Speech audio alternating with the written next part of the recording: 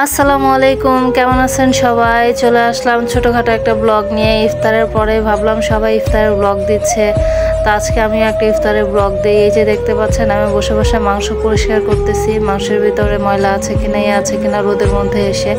মাংসগুলো তৈরি করা হচ্ছে মেইনলি হালিম বানানোর জন্য। আমার হচ্ছে বাইরের হালিম এতটা পছন্দ না, কিন্তু হালিম খেতে খুব বেশি ভালো লাগে হালিমের সাথে নান রুটি দিয়ে। এই জন্য বাসায় বানাবো, তাই বসে বসে আস্তে আস্তে মাংসগুলো পরিষ্কার করছি।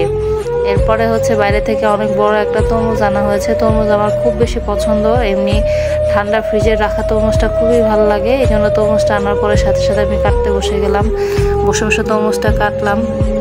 কাটার সময় দেখতে পাচ্ছিলাম তরমুজটা খুবই লাল আর খেতে অনেক মজা হবে মনে হচ্ছিল, অনেক মিষ্টি হবে। পরে ইফতারের সময় খেলাম, দেখলাম আসলেই অনেক মজা, খুব ভালো লাগলো তরমুজটা খেয়ে, ফ্রেশ একটা তরমুজ খেতে পেরে। এরপরে আস্তে আস্তে চুলায় চলে গেলাম। চুলার মধ্যে যে হচ্ছে হালিমটা বসাই দিলাম আসরের নামাজের পরে। বসিয়ে দিয়ে হালিমের হচ্ছে মশলা রসটা খুব ভালো করে কষানো হচ্ছে, আরেকদিকে হচ্ছে মাংসটা ধোয়া হচ্ছে, ধুয়ে পরিষ্কার করা হচ্ছে, তারপরে হালিমটা বসিয়ে দিলাম। তা আমার মতো কার কার বাইরের হালিম পছন্দ না, বাসায় বানানো হালিম পছন্দ? কারণ বাসায় বানানো হালিমের মধ্যে মাংস বেশি দেওয়া থাকে, মশলাটাও বেশি দেওয়া থাকে, ডালের চেয়ে বেশি মাংস থাকে, এই জন্য খেতেও বেশি মজা লাগে আর মন মতো খাওয়া যায়। কিন্তু বাইরের হালিমটা কিন্তু এরকম মন মতো খাওয়া যায় না, আমার কাছে বিশেষ করে ভালো লাগে না, জানি না কার কাছে কেমন লাগে। তো আর পাশাপাশি হচ্ছে রাতে খাবারের জন্য আজকে রান্না করা হচ্ছে পুঁই শাক দিয়ে শুটকি মাছ, আমার যেটা খুবই ভালো লাগে, সাথে দেশি ছোট ছোট আলু দিয়ে। আরও রান্না করা হবে হচ্ছে শোল মাছ আর হচ্ছে লাউ দিয়ে, কচি লাউ দিয়ে।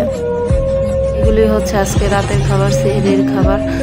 তো ইফতারিতে সবাইকে কি খেলেন অবশ্যই জানাবেন। আমি তো আমারটা জানালাম, কারণ ইফতারের সময় আসলে পুরো রোজার সময় আমরা সবাই কষ্ট করি আল্লাহর ইবাদত করি, বন্দেগী করি, আল্লাহকে খুশি করার জন্য সারাদিন আমরা না খেয়ে থাকি।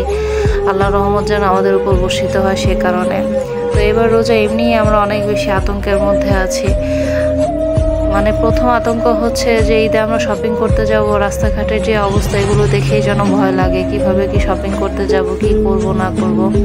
আর এদিকে আমি হচ্ছে একটা বেলের শরবত বানাচ্ছি। আমার কাছে বেলের শরবত খুবই ভালো লাগে, ঠান্ডা ঠান্ডা বেলের শরবত খেলে মনে হয় একদম প্রাণটা ঠান্ডা হয়ে যায়।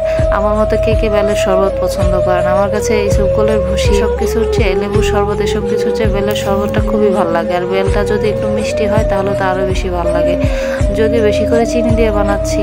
আর এমনি বেলের শরবতটা কিন্তু শরীরের জন্য খুবই উপকারী, যে কোনো ফ্রেশ ফলের জুসটা কিন্তু শরীরের জন্য খুবই উপকারী। আর এবার যেহেতু আমের সিজন না, আমের শরবত আমরা খেতে পারবো না, এই কারণে বেল আছে, বেল দিয়ে হচ্ছে কাজটা ছাড়াচ্ছি। তো কে কী দিয়ে ইফতারি করলেন অবশ্যই জানাবেন। ধন্যবাদ।